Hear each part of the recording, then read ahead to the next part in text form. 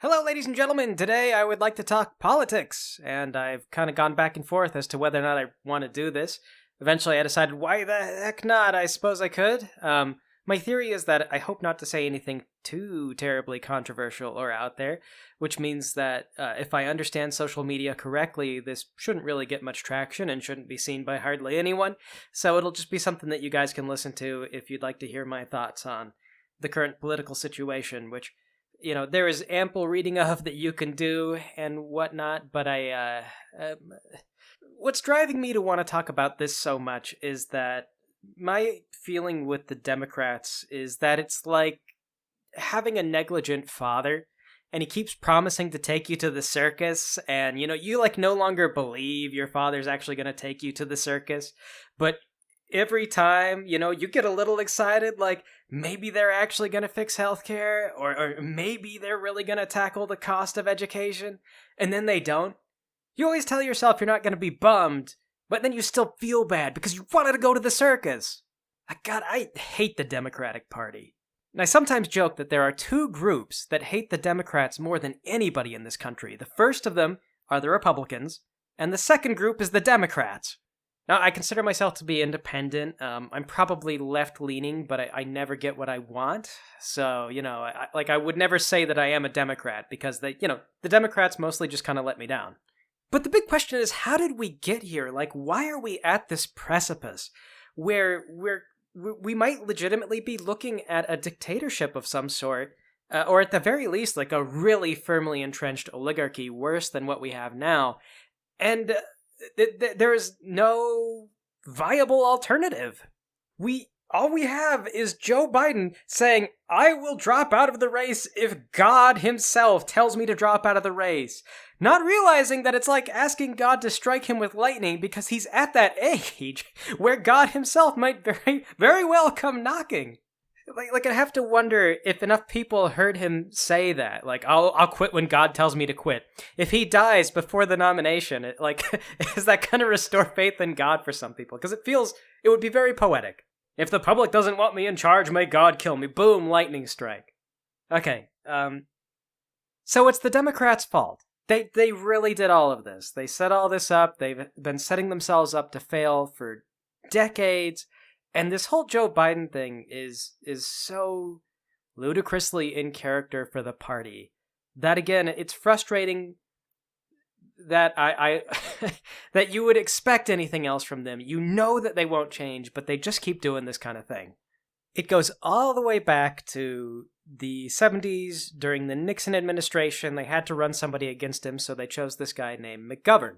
McGovern wasn't considered a strong candidate at the time, but he came up with this idea that he would try to appeal to minority voters and women, and he was also going to focus a lot on issues of income inequality. For example, he advocated for what was essentially basic income. That is, you just get money for being a U.S. citizen, and there's no strings attached. So, you can't be in poverty, we'll just give you money.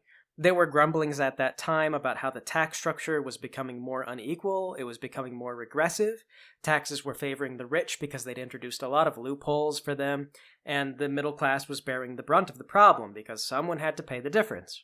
This all probably sounds familiar because the problem did not go away, and no one has taken steps to make it go away.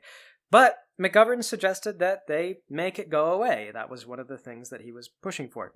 He wanted to reform the tax code. And anyway, at that time, the primaries were not a thing. Instead, they would just choose their candidate in-house, and McGovern managed to put together enough of a coalition that he got elected. At like 3 a.m. is when he accepted the nomination, and that was just the start of the problems. Like, the whole thing, the entire campaign, wound up being a total shit show. For example, his vice president got put on, and he was like a conservative kook who'd had electroshock therapy. They put him on because they thought that would get him the votes that he wasn't going to get by being left-leaning. After it turned out that wasn't going to work, they had to throw him out mid-campaign run, and just there was a lot of issues. On top of that, Nixon was still popular, and he was the incumbent. So he was running against the incumbent, and basically, McGovern got completely annihilated. It was a landslide loss, or a landslide victory, depending on which side you were on. But anyway, though, McGovern was just humiliated. So, in the wake of that, the Democrats decided to look at what had gone wrong, and they concluded that the problem was they were too left-leaning. Everything that McGovern stood for, they said that just wasn't going to work. Clearly, the electorate did not want those things, and they needed to get away from it. So they reformed the party, and they refocused to be more about the educated elite and the upper class. So no longer about unions and about, minorities and everything else. They started to focus on people who had college degrees and on the neoliberal ideal, which stated that corporate freedom will lead to public freedom.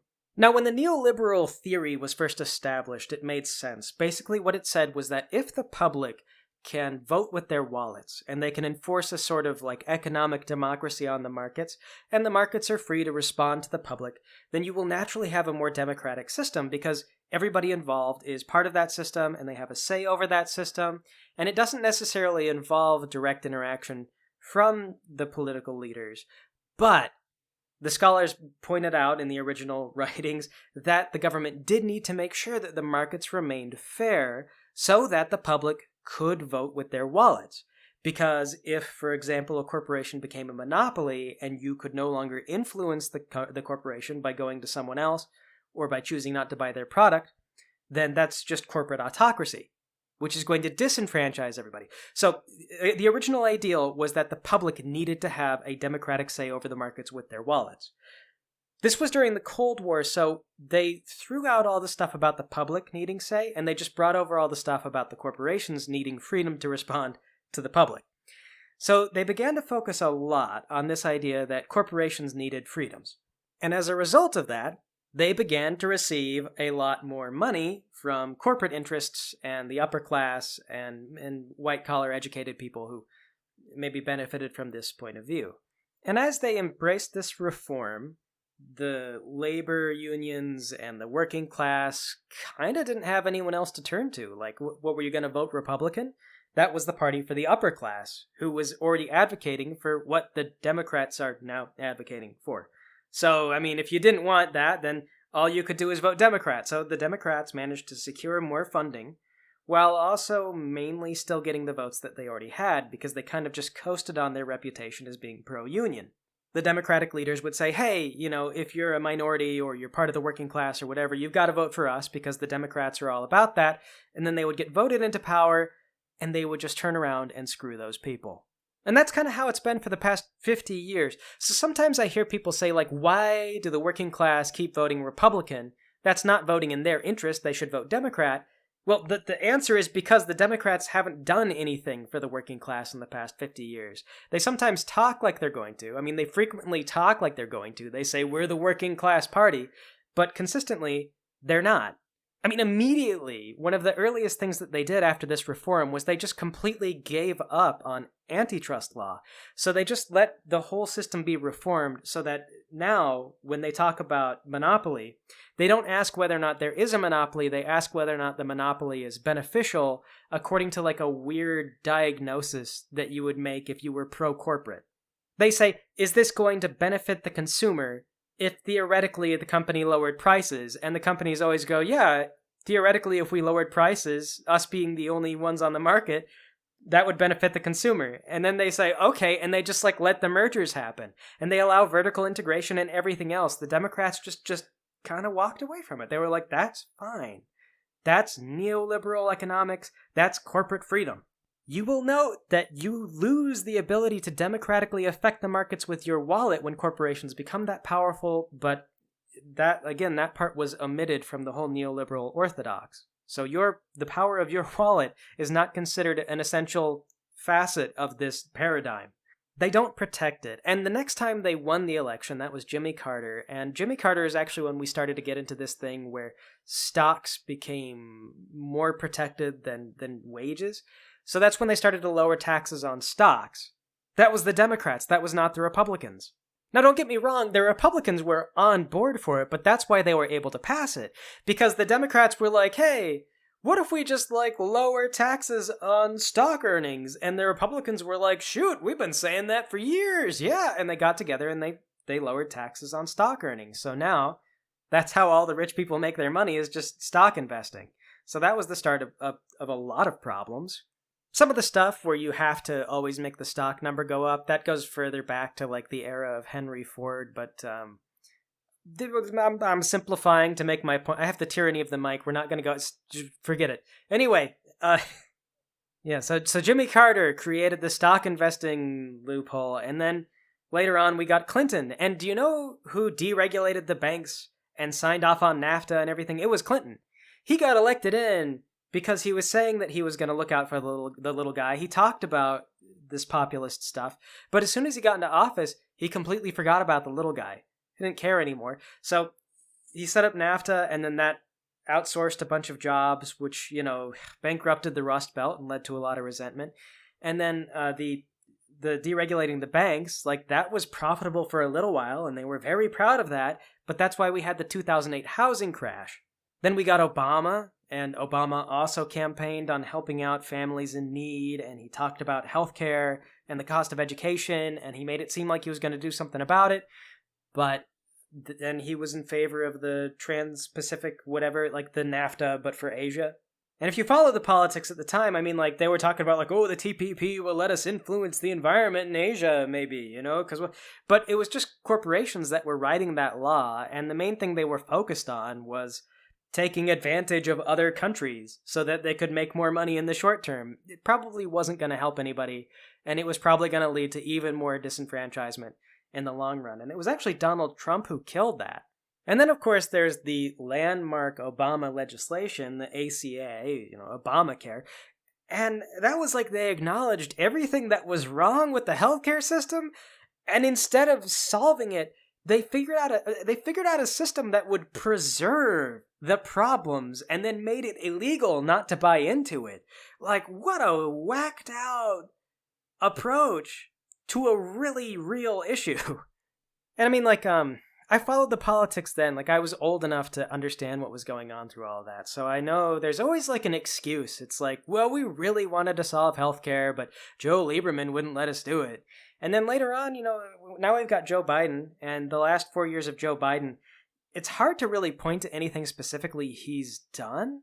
Like, I keep seeing people writing articles that are like, the public just doesn't know what Joe Biden did for them. And then there's no real elaboration on what it is that Joe Biden did for us. It's so strange. I'll tell you what did happen. They talked a little bit about maybe doing something, like something about global warming, maybe. And then the Democrats blocked it. And yeah, that was Joe Manchin. Joe always gets in the way. Can never trust anybody named Joe. Especially not when he owns one of the dirtiest coal plants in, I think, the country, if not the world. I'm not sure exactly what the record was on that, but it was a very dirty coal plant that he owned. And, this is one of your Democratic politicians here. A guy who is actively one of the sources of the problems. And then, of course, I mean, we have all this stuff with, like, Hunter Biden, which is legitimately really shady. Like, why was a meth head in charge of an oil company for a little while? It wasn't because of his qualifications. And don't get me wrong, we could talk about how Donald Trump is clearly accepting bribes that technically aren't bribes from the Saudi Arabians and all kinds of other things. Like, it is not square over on the Trump field. But what makes it really frustrating with the Democrats, especially if you want to vote Democrat, is that the Democrats just keep saying, like, don't ask questions. Don't bring that up. That's stop thinking about it and just vote. I swear this time. I swear we're gonna go to the circus. I promise. And we're never going to the circus, are we? You have been saying for decades that we're gonna go to the circus and we just never go. And then it blows my mind that Democratic operatives will sit around and they will say, like, oh man, how are the voters not educated enough on our success that they don't want to vote for us now? Like, how are we teetering on the edge of fascism when we're doing so much? You just have to take me to the circus once. Like, point to the one time I got to feed peanuts to an elephant. And don't bring up that time that Uncle Obama came over dressed as a clown and he scared me so much I peed. Because he still charged me for that. He charged me like $150 a month for that. Like, goddamn you people. Like, why? Like, they're even talking about how, like, black voters and Latino voters are starting to turn out for Trump more than they're turning out for Democrats. And they're going like, how is it possible? Well, of course, that's, what do they get? Like, you have to give people something. Because I'll tell you what Trump is giving them. Trump is giving them anger directed at the system. He is saying, these people suck. And they suck. It is hard to deny. Like, it's true that everything that's wrong with Trump is really wrong with Trump. But the grievances that are motivating a lot of Trump voters and a lot of Republicans, they're not something that Trump is creating out of thin air. Like, it would not be possible for him to tap into this resentment if nothing substantiated it. The Democrats have been really negligent about all the core things that really make people a part of the democratic system, and they haven't done much to hardly engage anybody. They want to wait, like they believe this ideology is correct, and that if they just keep stalling, sooner or later, neoliberalism is going to prevail, and the democracy is going to just trickle down from the top. And I don't think it will. In fact, there's been an alarming statistic that shows that democracy is actually on the decline. And I think it's because the neoliberal policy of corporate freedom without concern for public freedom has been pushed in a lot of countries that were related to the U.S. Like the U.S. started to say, oh, if you want to be like us, if you want to have freedoms like us, you got to make sure that your oligarchs have all the power. And that power will get to the people eventually. Don't worry about it. And then sooner or later, those just become autocracies. Because the oligarchs have all the power, they have all the freedom, and the public doesn't get enough freedom to actually have any influence over those systems. They become disenfranchised, and they cease to be democratic. Like, if you really look at Donald Trump, what he is a product of the neoliberal system. He is a man, an oligarch, who has been rewarded just for having power and wealth, and he's been given every possible chance to get away with everything wrong that he's done so far. And they just keep saying, like, well, he needs his freedoms. You know, the upper class needs their freedoms.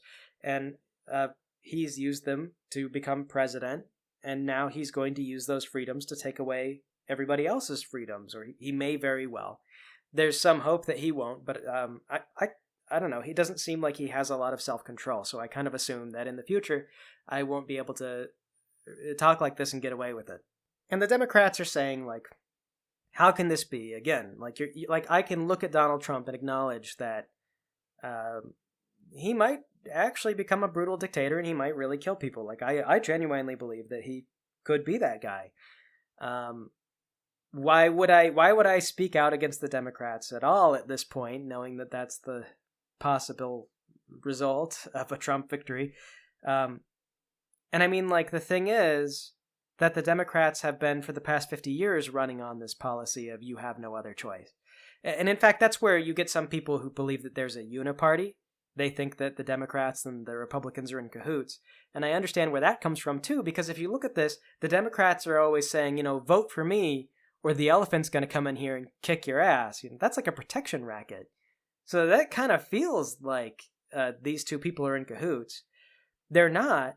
But the Democrats have just been really cynical about that, where consistently they just keep saying, like, well, you know, if you don't vote for me, then the Republicans will come in and they'll be even worse than I am.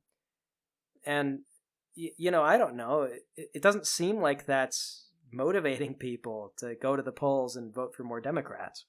Like, I'm not excited about that message, personally.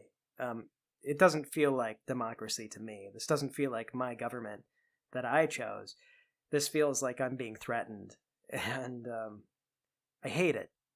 So they'll ask, why are we being critical of the Democrats when Donald Trump is sitting right there being so much worse? And it's like, nothing anyone says is going to turn Donald Trump into a better person. Like, you can't change his mind. This is not going to be something where like, he's just like, you know what? Maybe I suck. Like, I cannot fathom that coming from him. But here we are. Another Joe has decided that he's gonna lay down on the floor like a kid at Walmart and just refuse to budge until everybody concedes to what he wants. You know, Joe Biden is clearly senile, and I don't care how much at this point they try to tell me he's not, because he went up on the debate stage and told me that he defeated Medicare. Like, yeah, I know that Trump is deranged, And, like, Trump is promising to kill people, but you know what? I bet he actually will kill people. Like, for sure, Trump will actually shoot me in the back of the head and dump my body at the circus. I mean, I won't get to see it, technically, but he did take me, like he said he would, and they'll close down the circus afterwards, so there won't be circus anymore. But, he'll do what he said he's gonna do. He has promised to bring evil down upon us, and I believe him. You know, I mean, just, why are you asking why I don't know what Biden did for me over the last 4 years? Just please, fix healthcare. Make college more affordable. Do something. Be about something besides having power and getting elected. I don't care that Google has the maximum freedom to fuck me up the ass. In fact, I kinda hate that. I kinda like control of my own life, thanks. But at any rate, I know they won't promise that, because it has been the party policy for decades to not actually be about that. And that is why we are here where we are today, and that is why we are looking at possibly losing the country, knowing we're possibly losing the country, and for some reason still not being given any options or control over our own fates. So that's, I think, the end of those thoughts, I guess. I just kind of made it up as I went. But if you want this to be tied back into anything going on with the channel, then in 1 week, about 7 days, is the deadline for VidSomewhere. So if you guys want to submit a low-effort video to us for us to watch and commentate on, then you've got a little bit of time left.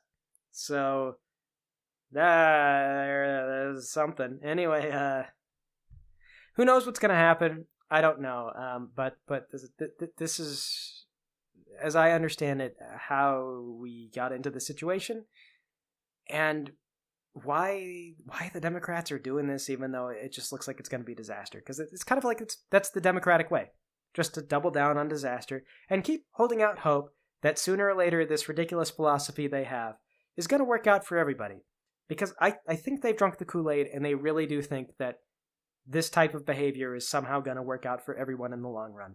Because after all, they're just a bunch of kooky weirdos who failed upward and then created a commune in Martha's Vineyard, and they don't get out enough to know better. So that's it. Have a fantastic week, month, year, life, whatever, everybody. I hope I'll catch you all next time.